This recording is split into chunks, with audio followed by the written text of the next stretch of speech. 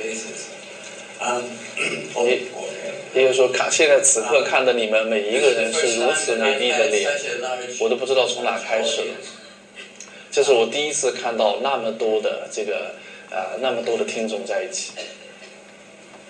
Today, this week's topic is going to be the silent mind. 我们这一次工作坊的标题叫做“宁静的心灵”。And the reason I chose it because you can see results right from the beginning. You know, you begin to feel good, in other words. When I was 6 years old, I had my first silent mind experience, which I'd like to go into. Do you mind if I tell my story? 好，那么爷爷一开始呢会给大家讲一个故事，就是为什么他要用这个名字，就是要宁静的心灵作为本质感的题目。因为在他6岁的时候有一次刻骨铭心的经历，大家可能都没听过这个故事。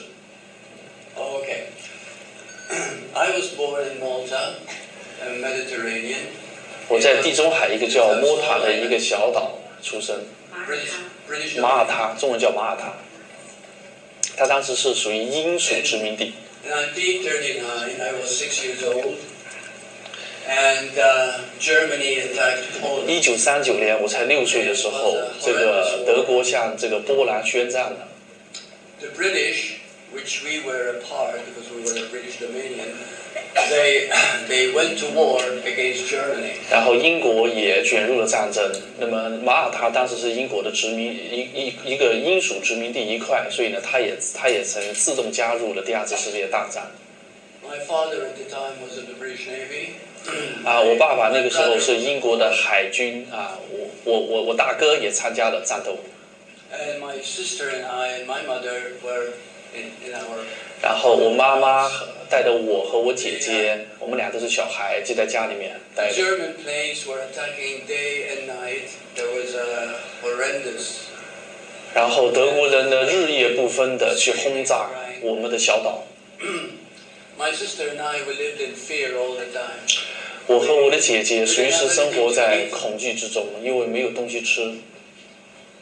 And we were in fear of death all the time. Very, very nervous. 我们每一刻都担心下一刻可能会死亡。One morning, my mother, upon hearing the air raid siren, 有一天早上，我妈妈又听到了那个飞机要来轰炸的声音。She put out her arms like this, you know, and 然后她 she 展 held 开了 us 双 very, 臂， very close. My sister and I, you know, in her arms. 她把我和我姐姐紧紧抱在怀中。And my mother said, "If we get killed today, we're going to be together forever." 妈妈告诉我们，即使我们今天，要是我们今天死了，你们记住，我们也会永远在一起。I guess the way she said it, you know, the energy by which she said it, the love that she showed, our need for affection and everything included. I experienced light in the room for the first time, like I felt like there's nothing to be afraid of, because she said we're going to be together forever. And at 6 years of age, I felt like a whole new experience. And since then, I've never feared death. That's how beautiful it was. And the reason I'm calling it the silent mind, because at that moment, my mind was completely silent. And I didn't have any fear after that. So the topic today, this week, anyway, is going to be based on that. We're going to be using a few methods, maybe a few more stories, techniques. Okay, it's my turn to finish the story. Sorry. 昨天我们就发现跟 Bert 交流的时候，他一旦讲起来接通灵感以后，他是停不下来的对的。那么这个故事其实是挺感人的一个故事。这个我把这个加强版给大家说一下，因为他昨天跟我说了这个故事。因为他是这样的 ，Bert 就是他这整个我们来到人间是得了一种失忆症。就是我们忘记了我们的源头，我们的家的那个感觉是什么？就是当时他等于是在那个最大的恐惧状态，就是那个炸弹一颗一颗的从天空扔下来，他身边的我不是跟大家分享过吗？他的小朋友都被炸死了，而且不知道那个炸弹会不会落到头上，家里面会不会死。在那个时候，全家在极度恐慌，爸爸哥哥都在外面打仗，妈妈带着他姐姐和他在家里面紧紧抱着他的那一刻，他们最恐惧的那一刻，他妈说的一句话唤醒了他对天国的记忆。那句话就是说，不管死不死，我们都会在一起。他妈抱着他们俩说：“这个炸弹炸下来要死，反正你们就告诉2个小孩，你们只要记住，不管死不死，我们都会在一起。”就是这个都会在一起的这句话，就是让 Bert 一下子就是说忆起了他6岁，他那个是6岁啊，他6岁的心灵一下子忆起了一种感觉。那种感觉就是整个这个工作坊的主题叫做宁静的心灵。但他知道在一起的时候，他一起的分裂没有发生过。他说当时那个感觉，整个屋子就本来那个感觉投射的是很恐怖的，他当时整个屋子充满了光明，他感觉到的那种光和爱，就是那句话就等于说是圣灵附体让他妈的那句话，让他6岁听到了，就有点像小飞虫5岁做那个选择权一样，是他6岁时候第一次体验到的平安。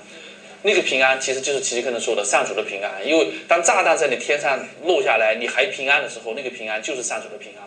所以那个平安，他说从此他这一辈子，从6岁到现在再也没有害怕过死亡，因为他知道了死了就在一起，就一切都在一起，没有分离，他再也没有恐惧过死亡。OK, done your story. Yeah, thank you. You're welcome.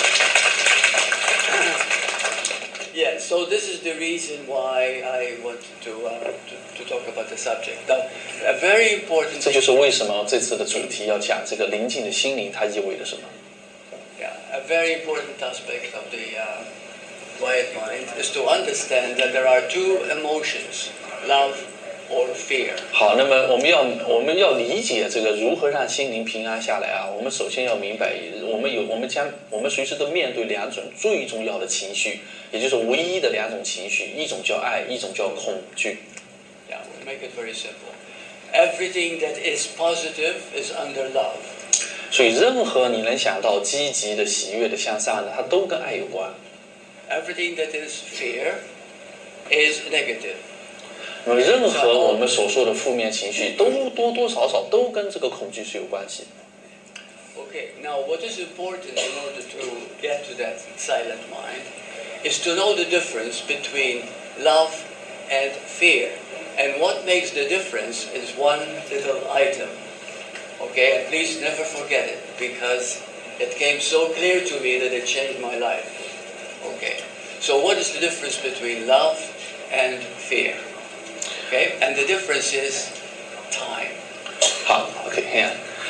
When, 然后 ，Let me deliver the package for now. Okay. 好，然后波德就说啊，所以呢，既然我们只有2种情绪，只有2种爱和恐惧，那么要恢复到一个平安的心灵，最重要的也是我们平时没有想到那么重要的，就是能分得清恐惧和爱的区别是什么。那么分清恐惧和爱的区别，其中有一个关键的因素就是时间。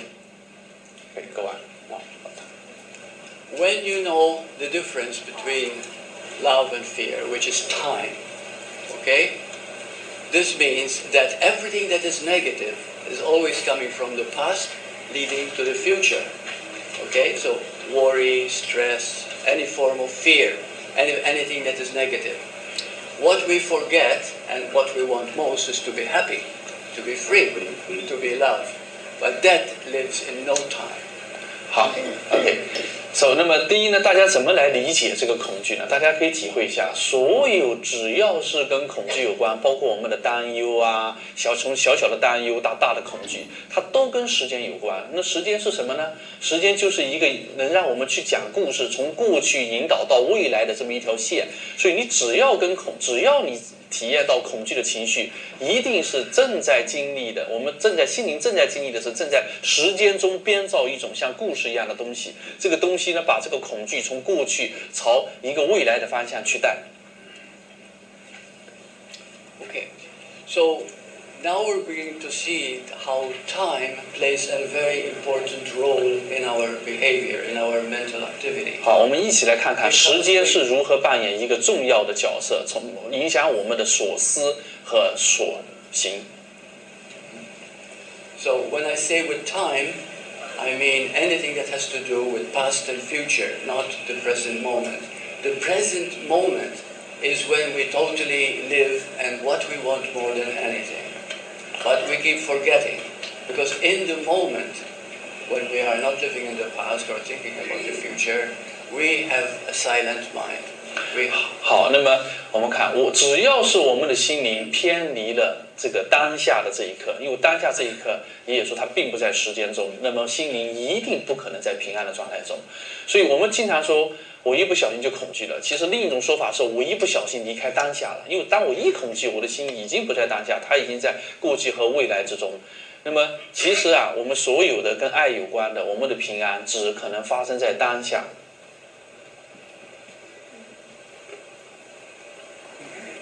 Sorry about that. Yeah, it's okay. I think a very good point at this is a book that I've written 2 years ago. It came to me in a way that I never expected.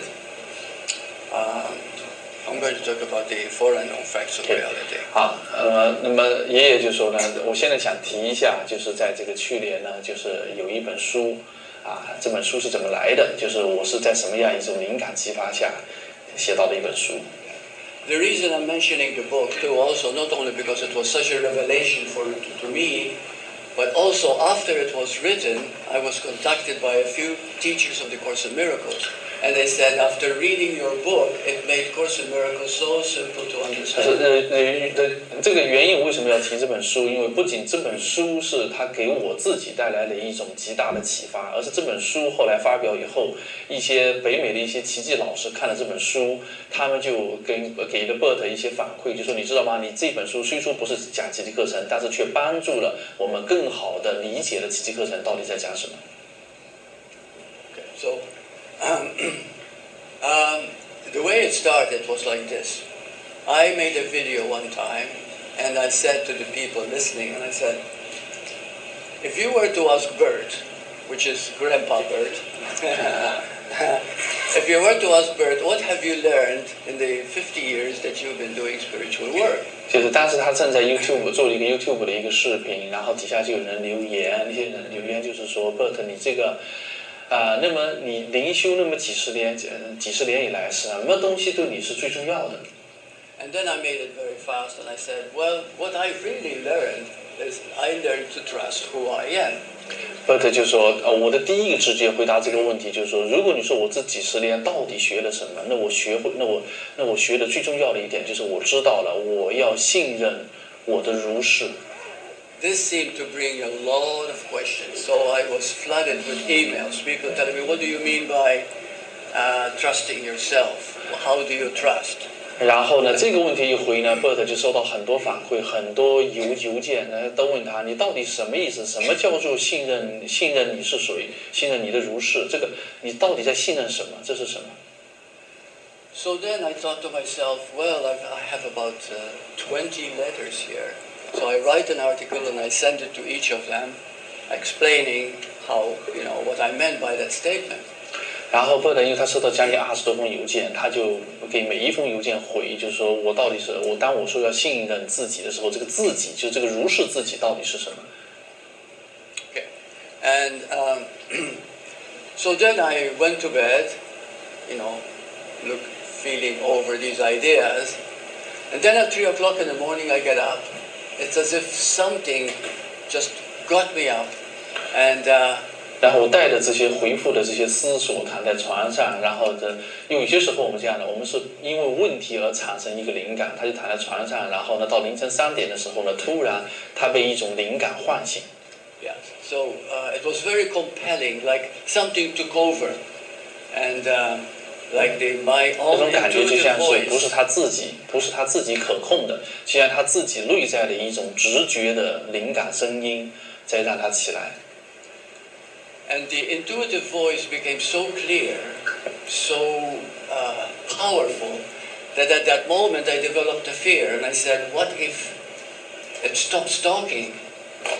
Somebody will knock at the door, or I get a phone call, or any interruption. So I made sure that I won't be interrupted. So I turned the phone off. 因为当时那种直觉的声音啊，是如此的强烈而震撼。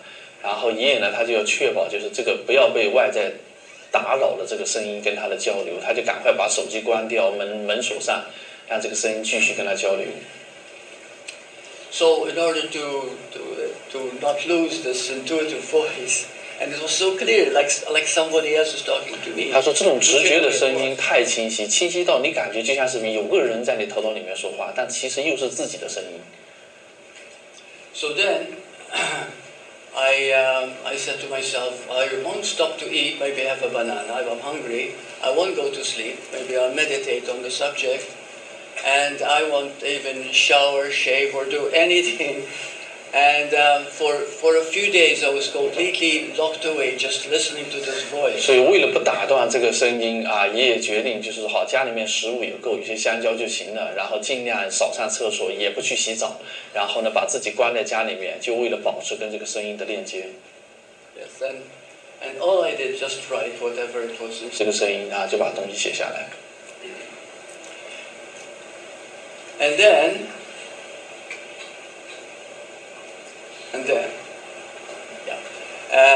after maybe a little after a week, the book was written. It was about 300 pages, and it was called The Four Unknown Facts of Reality. 就差不多1周的时间，这本书就写好了。它有100页纸，它叫做空性的4大实相。It was very clear that the four unknown facts nobody knew about. Even I wasn't very clear what was about to transpire here. So then I'd like to talk to you. 所以就是这个空性的4大法则呢，平时现在市面上都没有人了解，所以他就集中精力把这个东西写下来了。Okay.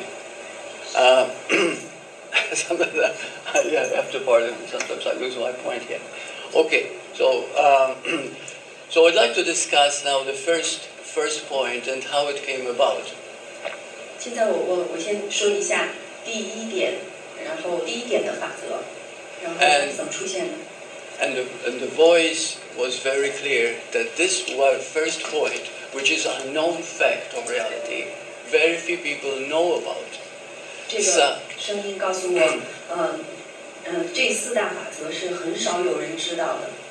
And the reason people don't know about because it's a very subtle thing. For example, it was shown as infinite intelligence, unconditional love, or call it love, because there is only one law in life, and it's called love. But the thing about naming it love is that we developed an idea that we know what love is. But love has no limit. So therefore, when we think about love, everyone begins to think that they know. If you create that idea, that image that goes into your subconscious mind, it makes it very clear that you think you know, then you cannot grow, you cannot expand, because you cannot go beyond what you think you know. So therefore, the voice said to me, don't call it God or infinite intelligence or unconditional love, call it emptiness. Let me deliver. Okay. 好，他就说为什么这4大法则的时候，他要把它叫做用空性，因为空性这个词大家知道在西方是不用的。它的这个原文叫 emptiness， 就是空 emptiness， 我们就是空空荡荡，什么都没有的意思。为什么要用这个词？他说，因为他要讲的这个真理啊，就是在一直以来人们给他起了无数的名字，有的把它叫做无条件的爱，有的把它叫做上帝有的把它叫做那个无限智慧，有无数的东西。但所有这些东西，你只要有个名字，那么你知道的永远是这个名字，你将不会知道这个名字背后它到底是什么。因为他说人的认知方式有个特点，我们的认知方式是，一旦我们说这是什么，你只要给出个答案，你的意识的延伸就终止于那个答案。就是不管这个答案是什么，你把它叫做什么，你一旦知道这个答案它是什么，你的意识就不再延伸了，你就止于这个答案。所以为了让意识不止于这个答案，这个东西又确实存在，它又不是任何东西，所以就姑且给了它那个名字叫空。但是这个很有趣的特点，大家知道，因为波的爷爷他是西方人，这个空性其实我们中国人都很熟悉，但在西方他明白，就那个声音告诉他，为什么我要叫它为空，而不叫它为上帝，不叫它为什么东西？因为是为了让你不给它定义，因为你一给它定义，你就不再认识它了。只是这个原因给它起了个人不可能下定义的名字叫做空，他就讲为什么这个空字怎么来的。可以。Okay. So the word emptiness became the one factor. All the other three, because the four unknown facts. So the first important one is if we understand emptiness and we learn to really see the meaning of that, then it will bring us to the clarity of all. Even suffering itself will diminish. Okay. So emptiness means this, that it cannot have a definition. You cannot define emptiness. You cannot make a picture of it, and that is its beauty. Emptiness means there's no beginning, there's no end, there is no boundary line, there is no way in which you can understand it. But the important thing also was emphasized is that while emptiness is the very clarity itself, yet it is frightening to most people. OK， 所以第一条，它四大法则第一条呢，就是一切的存在都是这个空性。一切没有不是空性的，一切都是空性。这个有点像我们说的色即是空，色必空，空必色。那么他说为什么他要用这个空性呢？因为这个他用空性的原因，就是我前面说到了，就是说当人们对这个空性不知道，就是人们的恐惧，对这个空性的恐惧是害怕空性的这个从我们这个角度去看空性就会产生恐惧，因为认为它是什么都没有，所以这个我们怕的，我们对空性的惧怕是因为对空性的不了解，或者是对空性加了一个标签。我们怕的是我们给空性贴的标签，而不是空性的本身是什么，因为空性的本身是不可定义的。Now, how do we make emptiness into a very positive thing? Because when we hear the word emptiness, 90% of the population are afraid of it.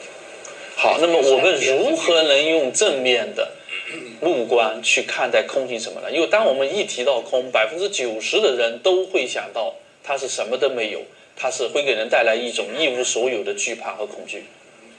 And the voice made it very clear to me that emptiness itself is positive, because when you begin to think of all the things that you want, for example, what is it that you want more than anything? It's very simple. What you want more than anything is to be happy. 好，那么这个声音就告诉我了。我们来这么来想，不管你想要的是什么，每个人好像要的东西都不同，但你每个人要的东西都有一个共同点，就是那个能给我带来喜悦的。So if you were to look at happiness itself, it is subjective, it is not objective, it's not an object. So if you were to say, I am happy, but where is happiness? You see, it's no place, right? 好，那么我们来一起来看一下这个喜悦是什么。只要我们想要喜悦，大家一起来体会一下。只要你想要喜悦，其实你要的不是一个叫喜悦的东西，是你想成为喜悦。也就是说，喜悦不是一个你去找它是什么，你是找不着的。所以从这个点上就能看到，喜悦本身就是空的。喜悦不是一个对象。喜悦它不是一个对象，它用了个词叫做 subjective。subjective 就是喜悦是本体，就是你想要喜悦的时候，你想要的是你是喜悦，而不是你想有个喜悦，你是想要这个本体，而不是客体。The mind always wants to create something that it can touch, it can see, it can experience. But we do not realize that the one thing that makes us happy is not what we touch or see or feel with the hands, it is what we feel within the heart. 好，他说我们心灵呢，它有一种惯性，它总是想去创造什么、制造什么、拥有什么、获得什么。然后这种东西，我们把它叫做心灵的附属物或者心灵的客体，想用这个客体的东西去带给我们喜悦。但其实喜悦只能是心灵本体去直接感受的东西，而不可能是用客体的方式、用附件的方式去获得的。用抚摸呀、抓取呀这些方式都获得不了。So at this point, we begin to understand that emptiness itself is very vague. It's a very hard thing to begin to feel. And this is why it's important, because when you start to listen, the mind immediately begins to form ideas and conditioning, but at the same time, if you allow yourself to feel rather than think about something, this is the point, that this subject of emptiness is captured not when you think about it, because you cannot think about it. It's empty. You see, it's nothing. but you can begin to feel it, because you know that when you are happy, when you are fulfilled, it is a feeling inside. It's very, very subtle, but it's not something that you can put your hand on. 好，那么我们为什么一直感受不到空性呢？因为我们人有一种惯性，就是我们一去感受什么，我们首先会去想它是什么，想通以后再去感受那个想通的东西是什么。但因为空性这个东西它是 subjective， 就它是主体的，它是本体的，它不是一个客体的，所以你想用想出空性是什么，再去感受它这种方式，你就一直会错过它，你就一直感受不到它。所以呢，对空性的理解呢，首先我们先明白它是不可能用想出来的，但是它不能是想出来，它却是能感受出来。但这个感受是对本体的感受，不是对客体的感受啊，就有点像我们平时说的体悟，它是一种跟本体在一起的直觉去体悟它是什么。Now this comes the important part is when we get into the second, because it's our four unknown facts. The second one is this. What causes all the suffering in the world? All of it. It is emptiness, fear of emptiness. 好，那么如果第一条我们姑且先讲到这，大家知道这个空性它，我们不是为了讲清它是什么，那大家大概有个印象，一切都是空性。那么第二条呢，就是比较有这个落地的实用了。第二条是什么？是人世间一切苦难，一切苦没有例外啊，一切苦都是一个原因，这个原因就是来自心灵对空性的恐惧。And the second one, which is the fear of emptiness, the second unknown fact, is that when you begin to get to know, really in touch with what it is you feel, with what it is that makes you suffer, it's always the idea that you're going to lose something. Losing a loved one, losing your life, you're going to die, you're going to be no more. You see, this emptiness leaves you with a feeling of, wow, there's nowhere to go, you know. So therefore, here we are. Emptiness is the greatest truth, the most powerful thing there is, and yet emptiness is the greatest fear. And if we can understand the two and the paradox of the two and bring them into one, then we get a silent mind. 好，我们大家体会一下，我们所有的苦找出它的共性，我们所有的苦都有一个共性，就是或者是恐惧，它都有个共性，就是我们总害怕要失去什么。什么东西再也回不来了，或者自己将要消失，或者自己变得越来越脆弱，越来越小，最终一无所有。所以我们真正怕的这个空啊，是我们想象的空，它不是空性的空，是那个有点像虚无那个空，就是我们所有的怕，其实都来自对空性的误解。也就是说，我们把空性我们一直想要的，其实竟然就是这个前面说到了，我们所有人想要的都是想要喜悦，而喜悦竟然是空性。也就是说，我们一直最想要的和我们一直最怕的其实是同一个东西。那最想要的跟最怕的是同一个东西，只说明一件事情，就是我们一定，当我们怕它的时候，我们并没有知道它是同一个东西。就当我们不知道我们最怕的和最想要的是同一个东西的时候，我们就活在一种矛盾中，我们不知道它是一回事。So the whole teaching of emptiness is the paradox between the two. The greatest love is emptiness. The greatest fear is emptiness. How do you reconcile the two? When you can reconcile the two as one, that's 好，那么幸福的诀窍现在已经展现出来了，就是它其实是存在于一个悖论之中，就是我们如何能够调整知见，或者是在内在产生一种调整，让我们明白我们最怕和最爱的是同一回事。最怕的和最爱的就是就最怕和最爱，因为我们现在认为最怕跟最爱是最分裂的两个极端。我们人生不是充满了分裂吗？最大的分裂就是爱恨的分裂，就是苦和喜悦的分裂。所以当我们能够在内在调整，知道最怕和最爱是一回事的时候，这种分裂就结束了。Now this is so powerful. Before we go a little further to the four, because they're all relevant, I would like to know if any of you have a question right now. 好，在我们 but we just finished first two, the third not yet. Yes, I know, but okay. yeah. Okay. but it can be very conflicting. Yes. OK， 所以 Bird 说到这个地方呢，他感觉大家应该有一个困惑了，什么叫做最怕跟最爱这回事情？在接下来进行第三个点说明，大家现在还有什么目前有什么问题可以问？Bird 是非常鼓励而且希望大家提问题。他说他希望他欢迎所有的问题，因为他昨天说了，在他这个地方没有问题了。他已经没有问题了，在他看来，恐惧跟爱是一回事，没有问题了。但是希望大家把问题带出来，这样他才能说。悖论说完了以后有什么问题？好，就是咱们说那个最爱和最恐惧的是同一个东西。我从那个奇迹课程上面的理解，他是这样说的：他说，因为我们认为这个爱背后要求巨大的牺牲，然后绝对的爱就会带来非常非常大的牺牲，所以它会带来很大的痛苦，所以我们正因为这个原因，导致我们在逃避这个真爱，然后把它当做一个我们最恐惧的一个东西。我想请教一下波本爷，我的这个理解是正确的。Sacrifice to get love from according to cosmos. She would like to know how you think about this idea. Like the reason we feel of love is because we believe love requires sacrifice. It does not. Yeah, and the Course does not encourage sacrifice. As a matter of fact, it says that you don't need to sacrifice. The Son of God does not need to. Okay, his question is is the reason we okay. His question is he asks you to confirm this. Is the reason we fear of love is because we subconscious, part of our subconscious, we believe love requires sacrifice. Is this idea? Very good. Who is it? Because I don't see it well. His name is Devil. Wonderful question. Wonderful question. Yeah. No.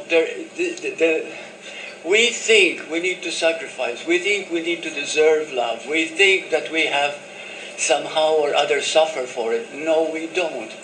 The most wonderful revelation is that you are loved beyond measure. Later on, I'd like to tell you something that I've experienced in the year 2007. Okay, but his question is this idea same idea as you just mentioned, the reason we fear of love? The fear of love. It's the same thing you were talking about. Actually, yeah. When the emptiness is itself love. So when we fear emptiness, we fear love. We feel as if we don't deserve it. We're not good enough. There's something wrong, you see? And the truth, when we begin to understand, is that there's nothing actually wrong. It is because we are not clear about the two conflicting emotions. They need each other. Okay, go ahead. 当我们就惧怕空性的时候，我们就会感受到一种就是觉得好像有什么东西不对了，好像觉得就是我是不是不值得被爱？这个是因为对空性的误解。当我们真的就是这是一个悖论，当我们真的理解了空性就是真正的爱的时候。